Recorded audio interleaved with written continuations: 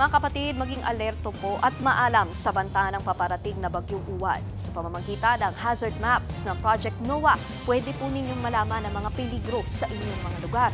Kung paano yan, alamin sa Express Report ni Marian Enriquez. Ito ang paparating na bagyong uwan base sa satellite view ng weather app na Windy.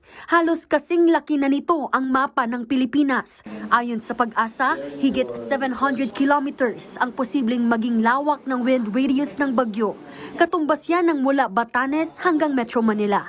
Kaya hindi raw dapat pakampante ang mga lugar na hindi direktang dadaanan ng sentro ng bagyo. So kung kahit dito dumaan yan, kung magsusukat tayo ng around 700 km, apektado pa rin itong part ng Visayas at itong Southern Luzon areas.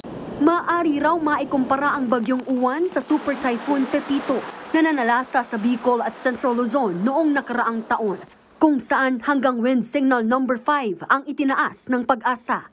Kapag nasa signal number 5 ang isang lugar, asahan ang lakas ng hanging aabot sa 185 kilometers per hour o higit sa loob ng 12 oras. Posible yang makasira ng mga bahay o gusali na gawa sa light to average construction. Maaari ring matangay o mapabagsak ng hangin ang mga puno o poste, kaya mahalagang maghanda o lumikas na kung kinakailangan sa loob ng 12 oras. We cannot emphasize enough. Now is the time to prepare. Ang Super Typhoon Uwan ay lubhang mapanganib. Babala naman ng Mine and Geosciences Bureau, higit 8,100 barangay sa iba't ibang rehiyon ang posibleng bahain at makaranas ng landslide dahil sa paparating na bagyong uwan.